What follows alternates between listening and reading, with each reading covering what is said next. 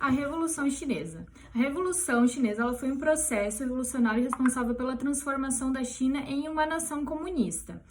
Isso aconteceu logo depois dos anos de guerra civil entre as forças comunistas de Mao Tse-tung, que lutaram contra as forças nacionalistas de Chiang Kai-shek. Com a vitória dessa guerra, foi fundada a República Popular da China e as transformações começavam a implementar um novo Estado chinês. Os antecedentes da Revolução Chinesa. A Revolução Comunista, que aconteceu em 1949, ela foi o resultado de um grande processo de transformações que aconteceram na China no decorrer do século XX. No começo, o país ele sofreu com grandes invasões estrangeiras, como a França e a Inglaterra, o que motivou um grande surgimento de movimentos nacionalistas no país. A Revolução de 1911, ou a Revolução de Xinai, ela colocou fim à monarquia chinesa e deu início à república formada a partir de um governo provisório.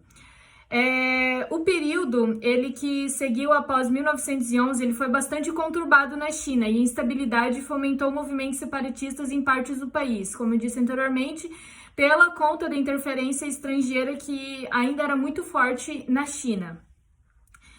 Os movimentos eles surgiram no sul e também eles eram liderados pelos senhores de guerra e que eram uma espécie de chefes militares no país que concentravam seu poder e influência sobre as regiões de origem. A luta contra esses movimentos ela ocorreu no período de 1916 a 1927 e ela foi encabeçada pelo Partido Nacionalista. E os nacionalistas eles lideravam esse combate contra a fragmentação do país e ela teve diretamente relacionada ao sucesso da Revolução de 1917 na Rússia. O resultado do crescimento do comunismo ele foi o fortalecimento da classe do operariado, levando ao surgimento do Partido Comunista Chinês, mais conhecido como PCC, que foi criado em 1921, que tinha inicialmente 57 membros e todos eram considerados os formadores do partido, incluindo o Mao Tse-tung. O fim da monarquia chinesa. A China, no início do século XX, ela era governada por uma monarquia e o território ele havia sido invadido por uma série de potências estrangeiras durante o processo neocolonialista. A presença estrangeira na China ela motivou um crescimento dos movimentos nacionalistas e que desde o século XIX atuavam no país promovendo revoltas. Com a virada do século, o nacionalismo chinês ele cresceu e a partir da Revolução de 1911, a dinastia de Manchu ela foi destruída do poder e colocou fim à monarquia chinesa. Com a queda da monarquia, a China ela se transformou-se em uma república, mas ela foi formada em um governo provisório em torno de Sun Yat-sen, que é o grande nome do nacionalismo chinês daquele período. O governo provisório ele teve o poder transmitido por Yuan Shikai em 1912 e ele foi responsável por uma tentativa de restauração monárquica entre os anos de 1915 e 1916.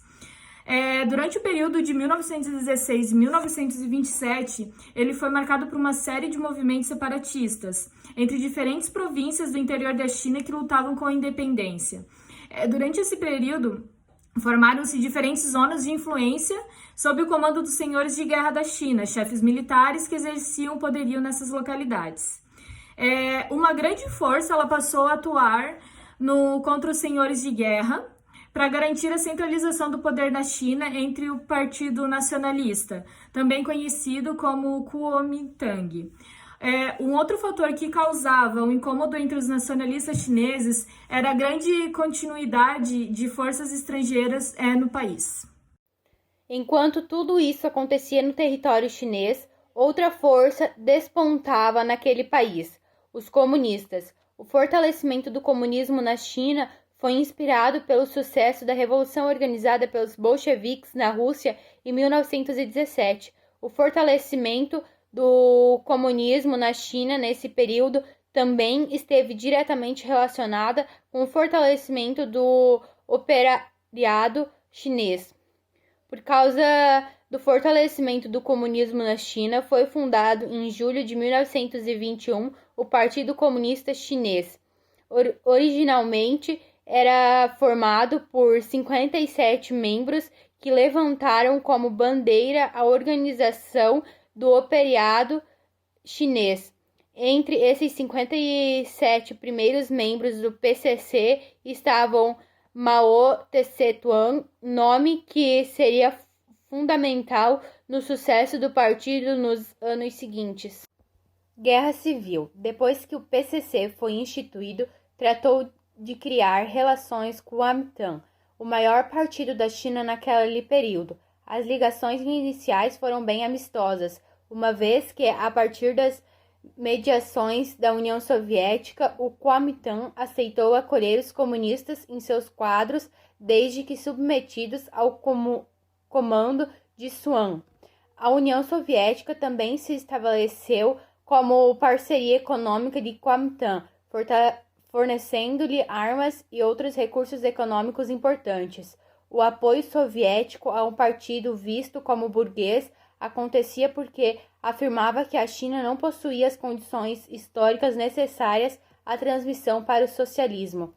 As relações do Kuomintang com os comunistas alterou-se a partir de 1925, quando Suan faleceu e Chiang assumiu o comando do partido. Os comunistas passaram a sofrer uma intensa repreensão do Kuomintang porque o PCC começou a registrar um crescimento considerável, sobretudo nas grandes cidades chinesas, o que incomodava Chiang. Chiang, então, ordenou uma perseguição aos comunistas, mobilizando tropas para realizar essa tarefa. O aumento da repreensão colocou os comunistas chineses em situação de risco, os quais, para evitar a total aniquilação do movimento, optaram por se refugiar em zonas no interior. Essa fuga, que ficou conhecida como Longa Marcha, aconteceu entre 1934 e 1935, quando os comunistas percorreram aproximadamente 10 mil quilômetros, sendo das regiões de Jiangxi e Fujian, para se estabelecer em Yan'an. A guerra civil, que era tratada na China entre comunistas e nacionalistas, foi parcialmente interrompida em meados de 1930, porque os japoneses se tornaram uma grande ameaça para os ambos. O Japão, que tinha interesses imperialistas na China desde o final do século XIX, ampliou seus ingerências no território chinês durante a década de 1930. Em 1931, os japoneses oficialmente invadiram parte do território chinês, evento que ficou conhecido como Incidente Mukden. O território ocupado foi a Manchúria, onde os japoneses fundaram um estado fantoche conhecido como Manchukuo. A hostilidade japonesa intensificou-se e levou o país a declarar guerra contra os chineses em 1937. Com isso, nacionalistas e comunistas concordaram em impor uma trégua à luta que travavam entre si para concentrar esforços contra os japoneses na guerra conhecida como Segunda Guerra Sino-Japonesa. Apesar disso, os historiadores registram que, mesmo no período de trégua, comunistas e nacionalistas lutaram entre si. Derrota japonesa e o reinício da Guerra Civil. A luta contra os japoneses estendeu-se durante 8 anos e só terminou em 1945, quando o Japão foi definitivamente derrotado ao final da Guerra Mundial. Com a vitória dos chineses, os líderes dos dois partidos, Mao Tse-tung e Chiang Kai-shek, reuniram-se para debater a formação de um governo conjunto da China. Essas negociações, no entanto, representaram um fracasso completo porque os nacionalistas exigiam forças comunistas totalmente desarmadas, o que naturalmente foi rejeitado por Mao Tse-tung. Assim, a Guerra Civil foi retomada em 1946, com as forças nacionalistas recebendo forte apoio dos Estados Unidos. Apesar desse suporte norte-americano, as forças de Chiang Kai-shek não possuíam a popularidade que os comunistas tinham, sobretudo entre os camponeses.